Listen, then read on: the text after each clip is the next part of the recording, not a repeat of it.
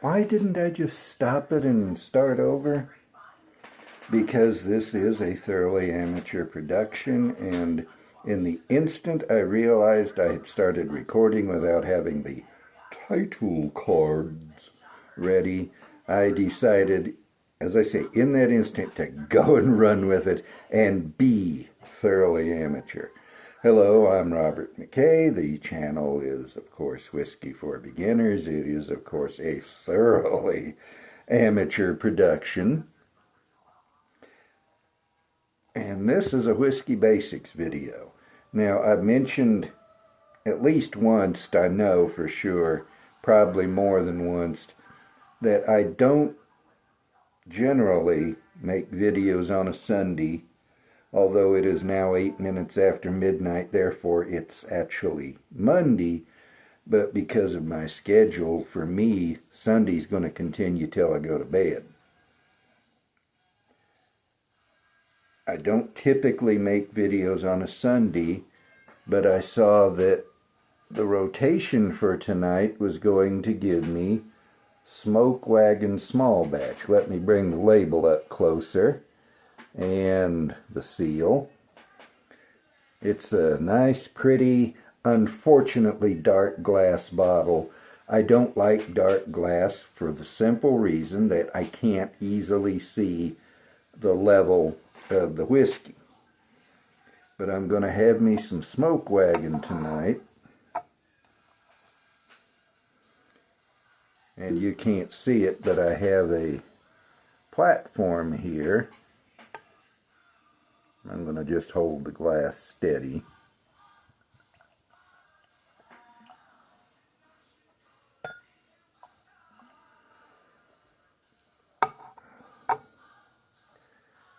And the reason for the platform is so that you can see the label. If I take it away, cuts off part of the bottom. This is not the ideal platform for this bottle. It is, in fact, a copy of Stephen King's Night Shift, the first collection of short stories he published. It's, to this day, my favorite Stephen King book.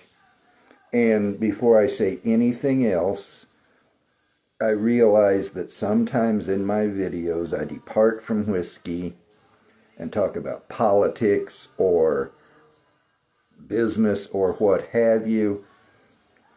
You don't have to agree with my views. Obviously, I think they're right, or I would abandon them.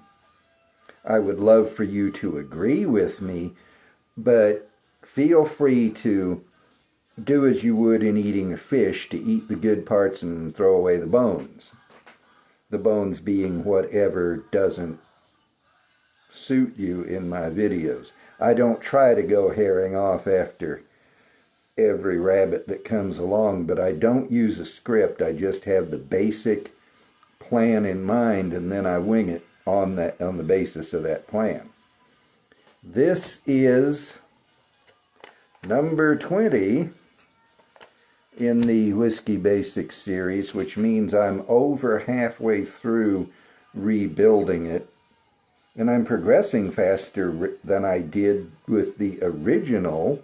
Not only is it better quality, although still thoroughly amateur, but it's moving faster. Of course, I'm making it a point. You know, with the original playlist, I was uploading one a week. As I'm doing these days with my other videos, sometimes it's a sipping and talking, sometimes it's a review. I just uploaded a review of Bullet Bourbon, in fact. But what are we going to talk about today? Well, we are not going to talk about a foreign thing. I am going to talk about the neck pour. That smells good. Smoky honey, or honeyed smoke, either way. There's a citrus note, I think orange. There might be a very faint minty note, And I don't know what the mash bill of this is. It is a bourbon. And they're not going to tell me anything about the mash bill. It is not a Nevada straight bourbon whiskey. It's straight bourbon whiskey, but not Nevada straight bourbon whiskey, because although the company is in Las Vegas, they get their juice from MGP in Lawrenceburg, Indiana. By federal law, to be a state straight whiskey, you have to make it as well as age and bottle it in that state. So this cannot be Nevada straight bourbon whiskey. Frey Ranch can, because they make it from the farm to the bottle right there on the Frey Ranch near Fallon, Nevada. That smells nice and sweet.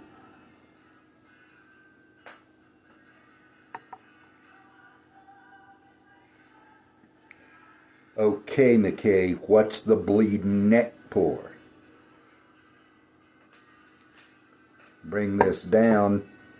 Well, this is a tall bottle. Most whiskey bottles are maybe twice that big around. Well, maybe not quite twice, and about yay tall with the neck up to here. So this is considerably taller. But this is the neck of the bottle. Shall we not block my face? Please block your face. I'm weird. Didn't you know? I try not to be too silly, and I find myself doing it anyways. But this is the neck. Now, they don't fill it all the way up to the top. And I don't remember, but I think it was right about here when I got it. But the neck pour is a term that whiskey drinkers use to refer to the first pour out of the bottle, whether it's way up in the neck, whether it's not. Now, why does this matter? Because there is a view among some whiskey drinkers that the neck pour is always no good. I don't know if they would say it's objectively bad. No good might not even be the right way to put it. But the idea is that the first time you pour whiskey out of the bottle, it's not as good as it's going to be. And there are people who say that is true with every single bottle of every single brand of every single type of whiskey. I don't know if it's true. I hope it's not, because that's a lot of money. But I have heard that there are some people who will just pour out half the bottle, uncork it, pour out half, put the cork back on, and then drink the second half. Is that valid? Is the neck pour idea valid? I'm of two minds about that.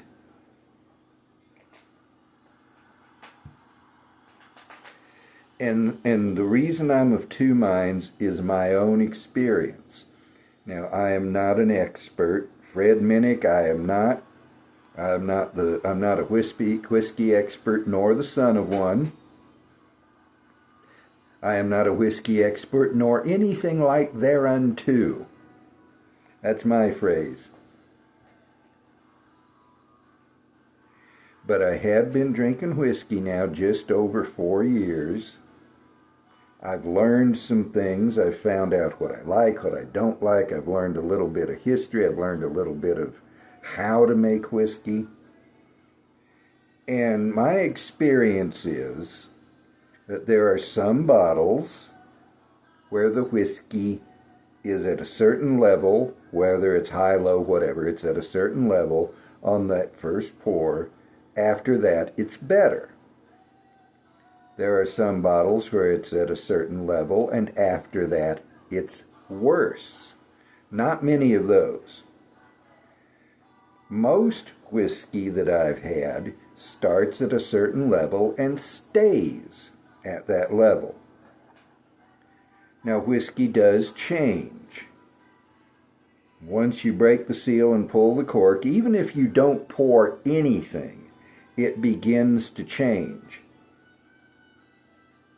The common term that people throw around is oxidation, and that's not really correct. It's not oxidizing. Oxidation is either a slow process, as with rust, or a fast one, as with fire. It's where oxygen is bonding with whatever material you have, and thus changing the chemical composition, doing various things to it. And it's not so much that it's oxidizing as simply that exposure to more air than is already in the bottle begins an interchange as evaporation occurs, as different air comes in. And the changes might be subtle, but they're there.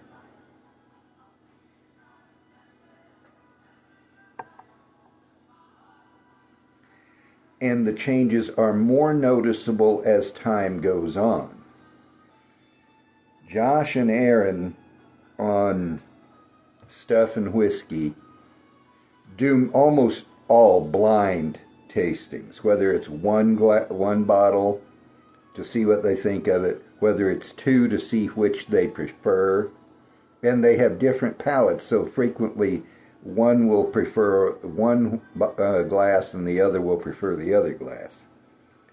But one time they did a blind, I think it was Wild Turkey 101. I could be wrong. It could have been something else, but I think it was the 101.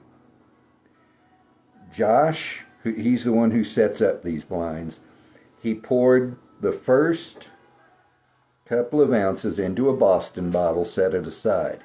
When they came down to the last of it, he poured that last couple of ounces into another bottle, put it with the first, entered them into their key, and then waited until the randomizer brought that particular matchup to the video. They were able to tell that both of those samples were related, but they did not realize they were both the same particular whiskey, much less from the same bottle. It had changed from that first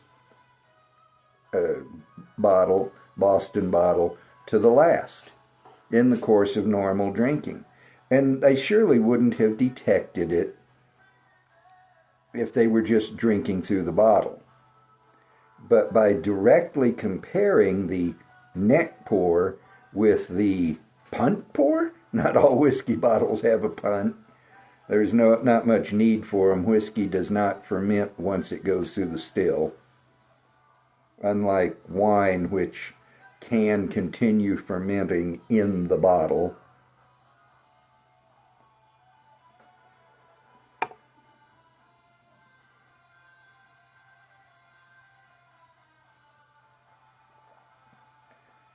Very honey, very brown sugar, very spicy.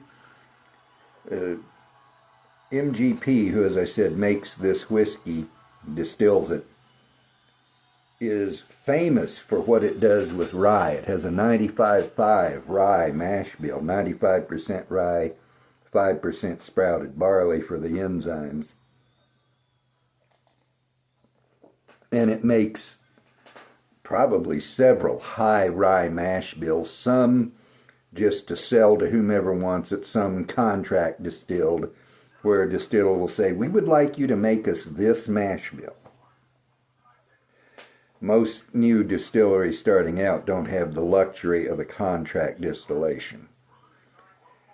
There is so much money involved in starting a distillery, laying down the whiskey, waiting for it to age, bottling it, that by the time you sell your first bottle, if it's any size distillery at all, if it's anything more than a copper pot in the garage, you have literally sunk millions of dollars into it before you have put your first bottle of your own whiskey out on the shelf.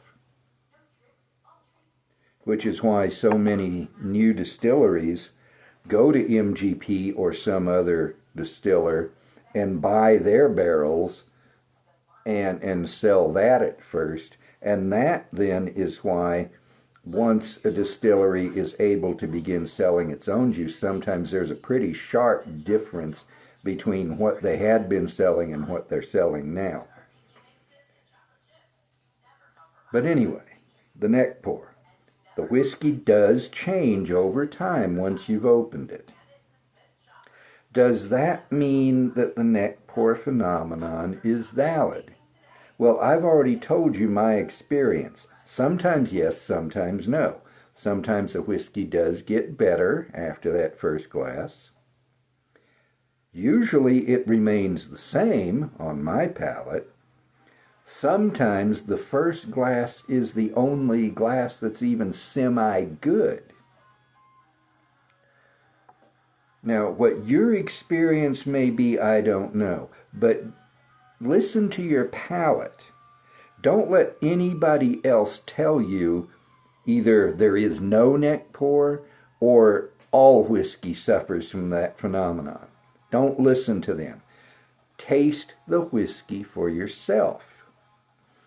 If you want to, do as Josh and Aaron did. Take the first ounce or two, set it aside. Take the last ounce or two, set it aside. Wait for time to pass so you don't remember which is which. Obviously, you've made a note of it, which you will consult at the proper time.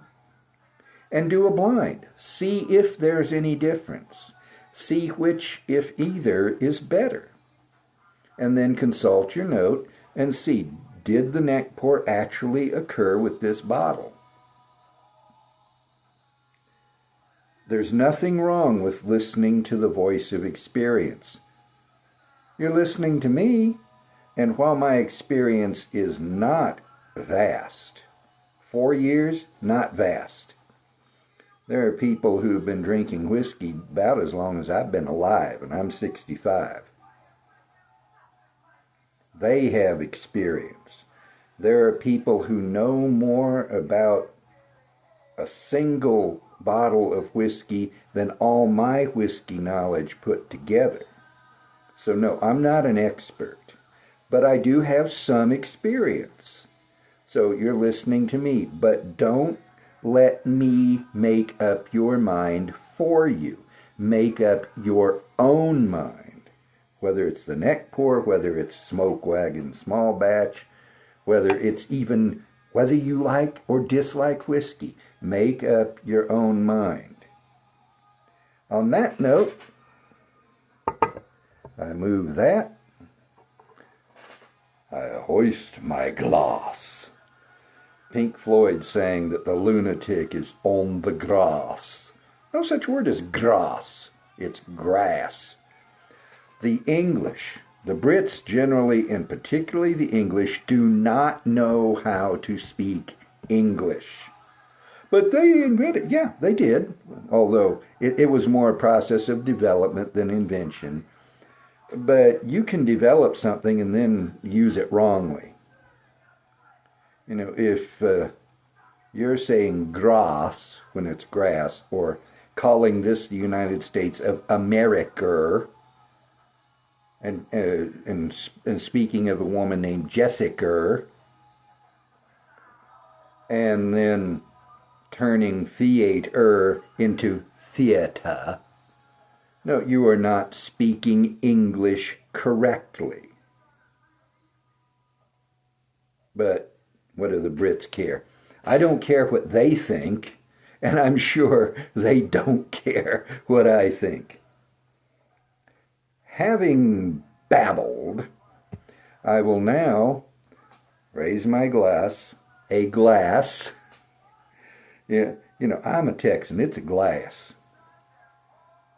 Take a sniff. Since I'm a Texan, yeehaw!